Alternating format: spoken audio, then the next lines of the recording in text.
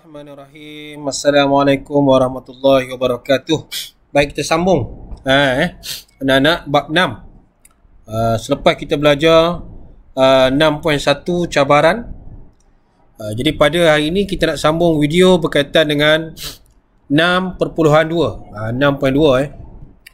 iaitu tajuk kita ni ialah pemisahan Singapura daripada Malaysia.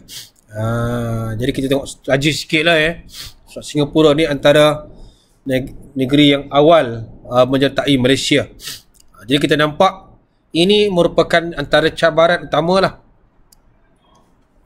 Jadi anak-anak tolong tengok balik 6.1, hari ni kita 6.2. Sebab kita nak perincikan daripada 3 skop, ekonomi, politik dan sosial sebelum Singapura menyertai Malaysia.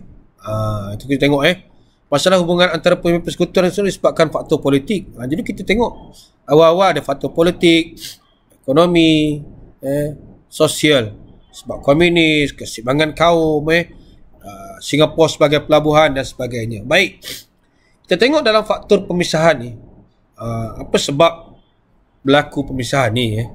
Dari segi politik yang pertama ni, kalau soalan tanya, Perdana Menteri Singapura, Presiden Singapura, maaf saya, kita nampak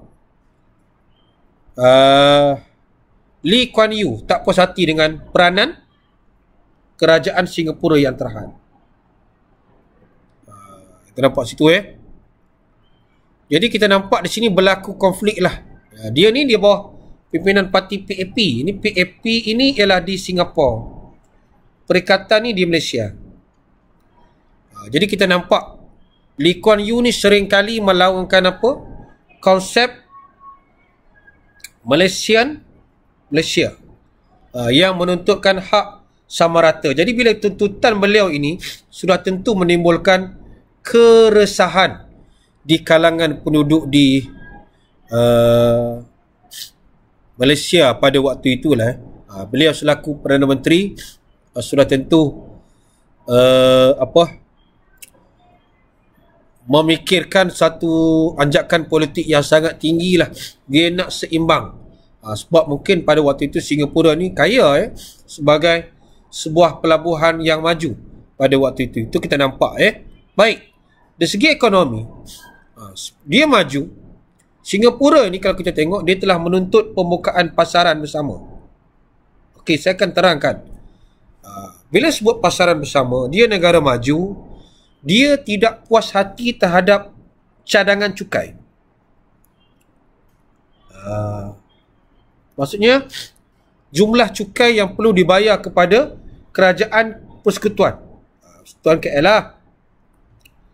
Jadi kita nampak Singapura juga dia mahu mengenakan kadar faedah terhadap sebahagian pinjaman. Dia nak kadar faedah juga daripada pinjaman kepada kerajaan persekutuan dan Sarawak Sabah. Dia nak dia ada sedikit faedah kepada dia lah kadar faedah ni kalau tak tahu bunga lah interest. Baca sini ni, Singapura menuntut perjanjian Malaysia berjanji dalam bahagian ini memberi pinjaman, nampak ni,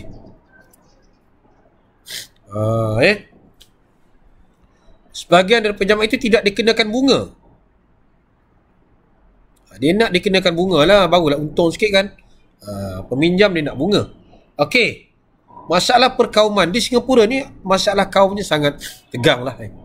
Ketegangan ni sebab kaum di Singapura ni ada dua lah. Yang paling besar Melayu, Cina lah yang memegang tonggak pemerintah pada waktu itu di bawah PAP kan. Jadi sering berlaku apa kita nampak, rusuhan berlaku akibat memohon persamaan hak yang sama rata bagi semua kaum. Jadi kita nampak ini antara faktor utama lah Jadi kalau soalan tanya, nampak di sini faktor ekonomi sahaja kan. Inilah jawapan awak. Faktor ekonomi. Terus kita pergi ke atas yang mendorong. Kita nampak di situ kan. Ini benda-benda yang baru ni, pelajar mungkin sukar sikit lah bila dia negara maju hebat pada waktu itu berbanding yang lain sudah tentu dia menuntut hak dia. Dan yang kedua, tengok pasaran bersama ni apa. Beberapa negara yang menghapuskan cukai antara mereka dan mengenakan cukai import yang sama terhadap negara lain. Di mana yang ini? Pada tengok pada cukai bersama ni, pada bahagian ekonomi tu, kau tengok di situ. Singapura mengumumkan kadar faedah terhadap sebahagian pinjaman sebanyak 150 juta. Banyak tu masa tu Baik, ini tarikh-tarikh detik dia lah 28 Jun 29 Jun 1 Julai, tak jauh, Jun, Julai dan awal Ogos. Berunding pemimpin kita bukan tak berunding, bincang. Tun Razak dan Lee Kuan Yew sejak semua pula. Okey, berunding tapi gagal lah gagal. Dan yang kedua ni, selepas gagal, Perdana Menteri Malaysia pada waktu itu, Tunku Abdul Rahman, mengarahkan Tun Razak bermesyuarat dengan menteri kanan lah sedang cerita di Malaysia pada waktu itu ni untuk berbincang. Dan hasil perbincangan itu bersetuju tentang rancangan pemisahan Singapura. Dan kita nampak pada tarikh ini, dalam bulan yang sama juga, pemerintah kita telah menandatangani setujuan Singapura keluar daripada Malaysia.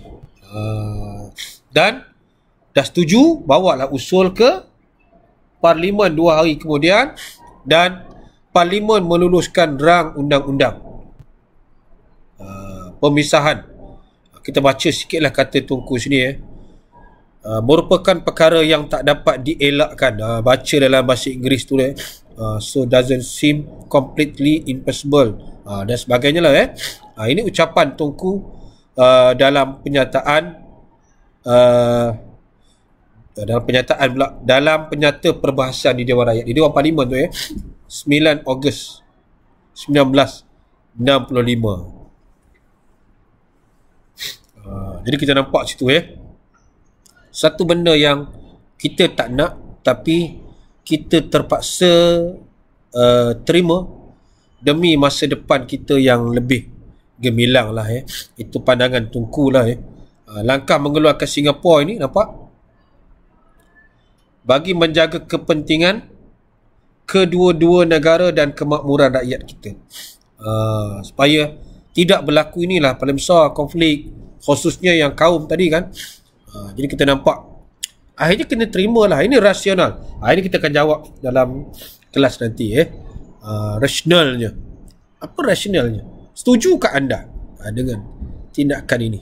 Setujulah Kalau kita tengok faktor tekanan dari segi ekonomi, tekanan dari segi politik pada waktu itu dan sosial, maka Tunku terpaksa mengambil satu tindakan yang pada saya tindakan yang tak dapat dielakkan ni Okey, pendek pelajar anak-anak jadi belajar dulu, video cikgu hantar dalam grup Telegram. Lepas tu kita cuba jawab soalan dalam kelas. Dia lebih cepat sikit sebab kita nak mengejar masa, tapi pada masa yang sama cikgu nak pastikan anak-anak faham. Tengok berulang kali tak faham dalam kelas, sewaktu bersemuka boleh tanya Okey, itu saja. Terima kasih.